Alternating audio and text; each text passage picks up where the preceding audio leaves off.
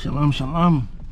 All right, look, today we're gonna be talking about NBA basketball player Jaylen Brown, and basically we're gonna cover, we're gonna cover one of his interviews on $1 million worth of game, and basically, he spit out game talking about the machine, and how a lot of athletes, they get targeted when they not having an agent. When they representing themselves, or they got their family, or trusted people that's representing them and taking care of them business wise, the industry, they don't like that. And he gonna go over a couple of things that's definitely $1 million worth of game. And it was like, do I gotta get that money back? They were like, nah, but standard agent fee is 4%. So I'm starting to do the math, and a house, car, and all that, whatever you was offering is a lot less than what 4% would have been. So long story short, the math wasn't mathing for me. But I ended up being the third pick, even though I took some, I think because I came in like that, a lot of people tried to, I think it was the agents, they tried to like slander my name a little bit, put it in the media, that he's too this, he's too that. Ended up backfiring. But it all worked out in the end. So you said you leaned on the union. What game did the union give you to have you like, all right, I can do this? With a union, without the agent. Yeah, with a union, we pay dues. All the players in the NBA pay dues. We all pay like $10,000 or something like that out of our salary. That goes to hiring lawyers, hiring just staff, CEO, see everything that you need to lead a company, just that works for us. So all of that is our resources that we all pay for, that we agree to. So once I learned that, I just started using it. Oh, so you mean to tell me?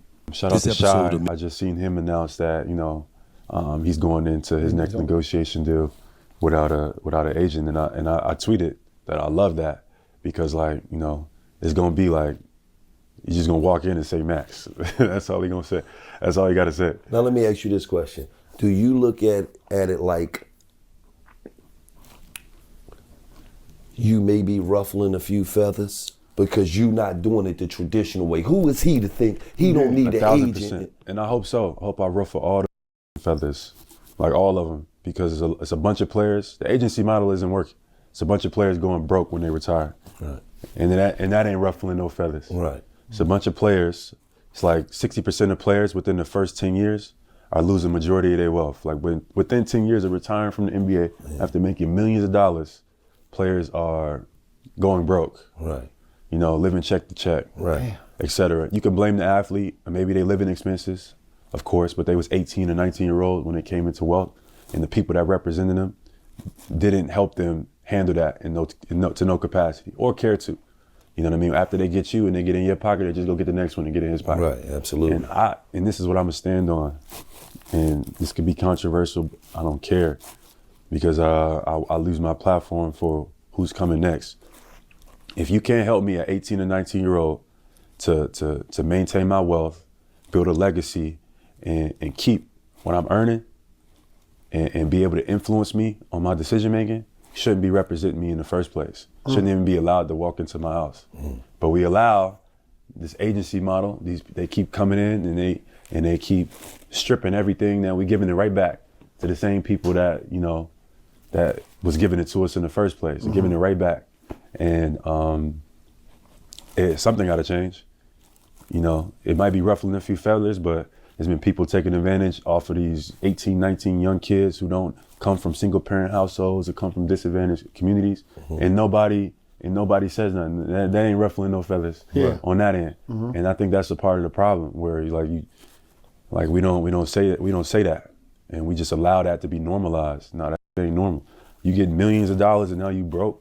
Yeah. And the people that's representing you can't even pick up the phone now. Right. Nah, that's incredible to me. So these people have continued to do that, and they're gonna continue to do it because they see it as business and economic opportunity. But these are our best and our brightest. Right. We're talking about, these are our superheroes. This man about to get 4% of your money. You just met him, man. Think about that. When if you got the knowledge and you can, like he said, could put the union around you and you could keep your own money, like Lamar Jackson just did, right? It's starting to see it more, and I don't mean to all agents. I know there's some agents out there that's doing some good work and collaborating with athletes and getting the job done. But overall, the agency model is failing. It's failing our athletes. You know, then we gonna follow it up with you know, the key aspect of when you walk in the integrity and you standing on what you stand on, how when you become, you know, I guess you could say popular, or like, you know, you get your riches up, higher people, they don't like that, you know. And you know, it was an interview that he did with Stephanie Smith where he gonna basically put it out there, like, you know, the industry, like especially like these agents out here, you know, they lean heavily on, you know, broken communities. They lean heavily on people that's not saying the bigger picture, but just saying the money and the influence that could be, you know. They prey on that. And you know, Jaylen Brown, a lot of young kids, a lot of young athletes, people that's, you know, going through life, that's going to be, you know, being in a mix with people that's higher than them, which is everybody. If you know, trying to get up there and, you know, live the right way, you're gonna get these type people in your life. Even if you work at a 9 to 5 and you try to become the manager of Popeyes, you know, you're gonna have people that's higher than you that's gonna try to keep you where you at. And knowing how to understand their game is gonna come a long way. And you know, all that is gonna be exposed for real. It's not so much that he's underrated, it's that he's just not liked because of his quote, "I am better than you" attitude. He knows it. It's the same reason he is not as marketable as he should be. That's what an NBA source just sent me. I don't know that to be the case. I like Jaylen Brown. I know a lot of people that like Jaylen Brown. You heard my comments there months ago, so obviously you were waiting for the moment where ultimately I would be sitting down to the man I was talking about. Well, he's in the house. Jaylen Brown, the reigning NBA Finals MVP. He is right here Been a great on the day. Stephen A. Smith Show. Now we here Yes, we are. with you, and I know you see the shirt. That's right. State your source. State your source. Yes, and- Oh, we're gonna get into all of that. For sure. No question. And honestly, I wore this shirt, because like this is where I wanted to start the conversation. Okay. Get into it. And to be honest, you know, Pull the I think- mic closer to you, so I want to make sure the audience hears you. Go ahead. Absolutely. I think it's deeper than rap. I think it's bigger than both you and I. Like obviously your credentials are through the roof, you know, covering AI to First Take being the #1 show, and now taking the world by storm with your new podcast. So I wore this shirt, but I honestly, I know just because of your credentials that you never gonna reveal your sources, because you abide by something called journalistic integrity. Right. But hear me out. Sure. A couple months back, on your platform, you Yep. recited an unnamed source Right. who I feel like attacked my character. That was what we played on a cold open, by the way. yeah. Sure. And one, I didn't really get a chance to defend myself, and two, you know, the damage kind of already is done. And I think journalistic integrity goes two ways. Yes, sir. So for me, I think a lot of people were upset, and as was I, because I understand journalistic integrity, and I understand how that works, but I also understand the idea of normal integrity as well, and I also want to maintain and protect that. Sure. So to start off, I wanted to ask you a question. Sure. And profession aside, Profession aside. you know, as a #1 reporter with the biggest platform Yes, sir. in the world, I hold you accountable. Please do. So is there ever any dissension from what you report on as a man, what you report on as a reporter, and then what you stand for as an individual? Like when you go home, is there ever any dissension in the decisions that you make? Well, for the most part, no, because I find myself to be humane and fair. But in the same breath, when we take this example, let me use this example that you're talking about, with what I said was text to me about you. And by the way, others had said it as well. I wasn't talking about how I feel. You and I have been cool for years. You've always been good to me. What I was trying to say was, this brother is great. He's great on the basketball court. He's great off the basketball court. He's an individual of very high integrity, highly educated, whom most people that you encounter considers you nothing short of brilliant. And yet, these opportunities that clearly you are deserving of and should be afforded to you was not. And so when I brought that up, I literally get a text in the middle of the show. And immediately after the show, I got 3 separate phone calls. And they were like, yo, this guy is not liked by some of the powers that be because he's smart, because he's outspoken, because he's principled and he's defiant and he's not easily manipulated. These are things that are costing him. I didn't look at it as something that was smearing your character. I looked at it as individuals basically pointing out that you're not liked. And I completely understand why folks who are in positions. And I had to stop it right there because the moment he say he understand, why folks that's in position, does those type things. Yeah, I can't get with that because if you saying you understand why, people does that or, if you understand that, if you say you understand that, man, you part of the problem and you're not helping. You're not helping the community. You're not helping the culture. You feel me? You basically vulturing off of his shine and you playing middleman between something that shouldn't even be middleman between. Brown after police shut down his panel discussion at a home in Beverly Hills last weekend.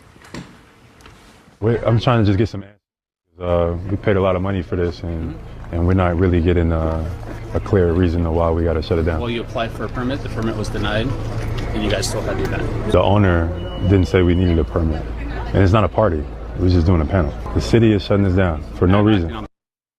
Well, the city says they received inaccurate information that prompted the shutdown of Brown's promotional event. Police claimed a permit for the gathering had been denied, but Brown says he never needed one because the owner gave him permission to use the property. Brown acknowledged the apology, but says that the incident resulted in a loss of $300,000. Yesterday you had a panel in Beverly Hills. Can you kind of go into detail about that event and the process behind it and your experiences going into this space? Yeah, for sure. I'll give some context. I had an event for my brand, 741. I'm also a brand partner at Oakley. The house was Jim Janner's house. He's actually the creator or the son of the owner of Oakley. So he, as a family friend, he kind of opened up the festivities for us. And he allowed us to do an activity in the space. We had a pop-up talking about culture, talking about the future of independency, creative control, etc. A bunch of different people that were just there to just talk about positivity in the community. And it just seemed like, somebody didn't want that to happen. Following up on that, you've been so big with using your voice. What would you say to this generation that's trying to find theirs? Continue to speak out. There's a lot of stuff going on in our world beyond basketball, beyond sports. Don't be afraid. Don't be discouraged. I think, we're kind of used to playing the game or following, there's a fear associated to kind of playing a game or I don't know how to describe it, but, don't be afraid to create a new path and be who you're destined to be. Jay, what happened there? You got into a conversation with the officer. They said you didn't have a permit. You felt like you're being targeted. That was not true. We didn't need a permit because the owner of the house, that was his space. We were family friends. He opened up his festivities to us. So we didn't have to, we never applied for one. So I think they told the media, the statement they put out, someone sent to me, said that we applied and it was denied. There was no permit ever applied for. Jim Janner, he's the creator of Oakley. You know what I mean? I'm a brand partner at Oakley. They opened up the house to me. I didn't have to pay for the house or anything. They just opened it up. I had to pay for the build out, but it was hundreds of thousands of dollars wasted for an event that was supposed to be positive. But I'm offended by, Beverly Hills, by the statement they put out, like we applied for something and didn't get it, and we did it anyway, like we were insubordinate. I know how to follow the rules. I'm smart enough to follow the guidelines. It just seemed like somebody, didn't want, whatever we had going on to go on. Because out of everybody that was doing something, it seemed like I was the only one to get shut down. So you tell me how I should feel about it. Do you feel like you're being stereotyped or typecast? Do you feel like it was racism? All I'm gonna say is that everybody else that did something to activation, there seemed to be no issues. It was 7 p.m. It wasn't 10 p.m. It wasn't 11 p.m. It wasn't 12 p.m. 7 p.m. in a day, and we're doing a panel. We're doing stuff that's positive. There was nobody that was inconvenienced. It wasn't blocking traffic. It's All-Star Weekend. It's Saturday night, and it's 7 p.m. Like, what are we talking about? And the city that had an ordinance to shut us down. No matter what the owner of the house said, no matter what we tried to reason with, it was no working with. They didn't try to work with us. They didn't try to have a conversation. They came right in and shut everything down. So the statement they put out is completely false. I stand by that.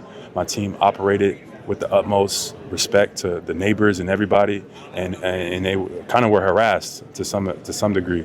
So people can make of it what they want. I did everything that I could do from my end to make sure that everything went smooth. There was no violence. And they chose to All-Star Weekend on a Saturday night, make an example out of us.